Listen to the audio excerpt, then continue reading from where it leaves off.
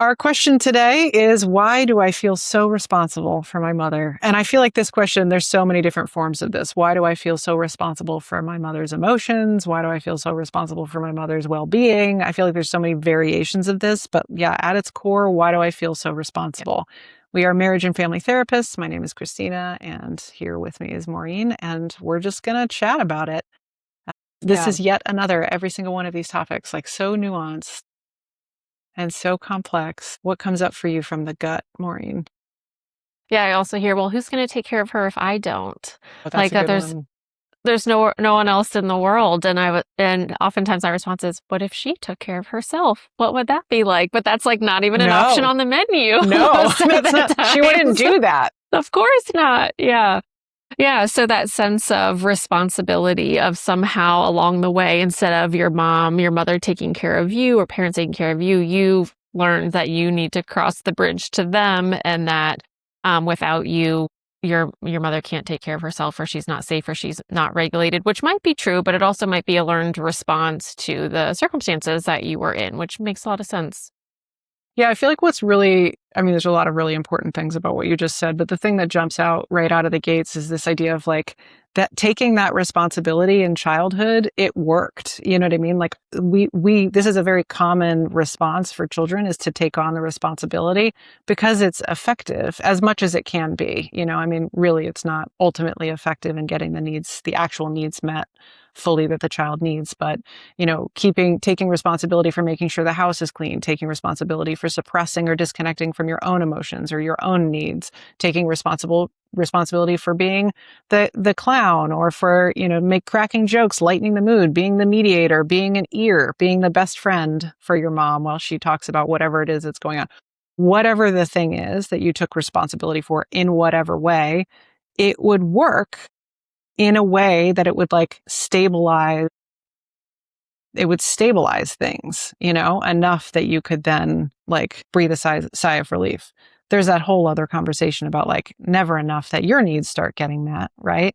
But at least the system is stabilized. So that's, I think, right out of the gates, a really important thing to acknowledge. Like, you're responsible for it because you learned that you needed to take responsibility for your mother's XYZ, and it was effective as it could be in childhood, right? So, Yeah, I mean, kids need regulated parents. So if you learned that, soothing her, or listening to her, making her laugh, or taking care of logistical responsibilities soothed her, then you got a more regulated parent. And so then your system felt soothed, right? Unfortunately, it's flipped, where it should be parent to child, one-way street, parent to child, that they are responsible for regulating you and co-regulating with children. You needed a regulated parent, and this was the best way to get it, was to become responsible for it. And so it's a yeah. great survival skill. It's a high functioning survival skill. A lot of time, this is high functioning women, and that are responsible and overwork and over prepare and are on top of it. It's a high functioning survival skill. Just unfortunately, all your internal needs and emotions and all that other stuff, like just to the Just wayside to in the those side. moments. Yeah, the analogy we use all the time is we talk about buckets, this concept of buckets, right? So the idea is that each of us as adults have our own buckets, and we are responsible for what's inside of those buckets. So that's our emotions, that's our emotion regulation, our communication, our behaviors, our boundaries. These are all things that are in our buckets, and they are our responsibility ultimately. And the analogy here is, in childhood, your mother effectively gave you her bucket and made you responsible for the things in her bucket, when in reality, to your point, Maureen, it should be the other way around. The parent should be responsible for the child strengthening and building the skills around their own bucket.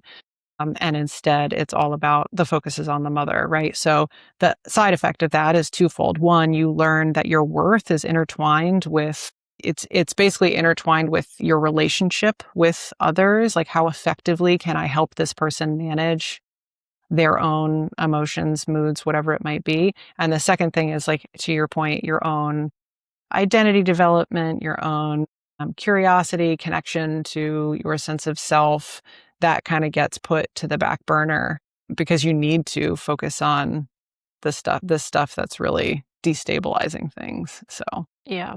Yeah. Yeah. The bucket metaphor really helps me, of like, what's in my bucket? What are my choices, my behaviors, my emotions, my responsibilities, and what's in someone else's bucket? Yeah. And you can care about someone else's bucket, you can show concern, you can offer support, but not to leap into their bucket or not to let other people dump their bucket into yours. That you're responsible for your stuff and they're responsible for theirs, and then we can figure out how to have a relationship around it. But the more someone's dumping their stuff into your bucket, or you're leaping into other people's buckets, I mean, it's just it's too much. It's too overwhelming. You're going to get burnt out or panicky or disconnected or foggy. And, there's all these mental and physical symptoms that come from being in everyone's bucket. You just need to take care of your bucket and figure out how to help everyone take care of their own. So that's not your responsibility. What needs to happen? What are the boundaries or choices that you need to make that a bit more clear? Yeah. So let's think about like how that might show up in a relationship, in a parent-child relationship, or in an adult relationship. Like, so taking on responsibility for a partner's bucket might be making an assumption about how they would feel about something without actually asking them, behaving in a way where you're like, I know they don't like this. There's a difference between like caretaking, like an attunement, versus like taking responsibility. A caretaking or attunement stance is like, oh, I know this person really well. Like they had a hard day. I'm going to make them their favorite meal. Like that might feel, they might feel connected. It might help them to feel loved, right?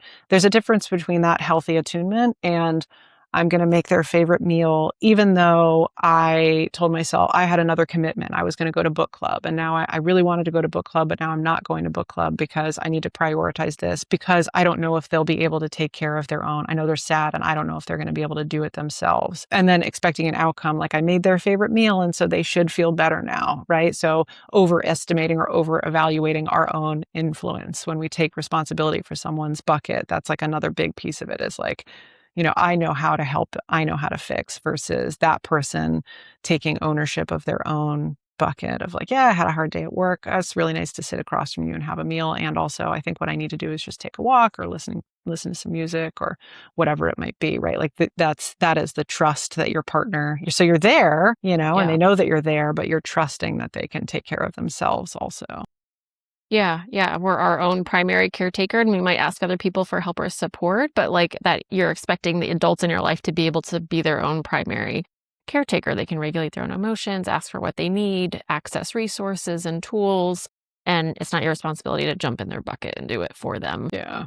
And that comes from this dynamic growing up is like, I'm 10 years old and I need my mom to drive me to school. So I'm going to do whatever I can to make sure she gets up on time and she's together enough to be able to actually drive me to school, right? Like that's taking responsibility logistically, ultimately, because you're trying to get your need met. Like that's the other piece of this responsibility thing is like, ultimately that weight of responsibility is trying to keep like the other person okay enough that they can show up in the way that you're needing.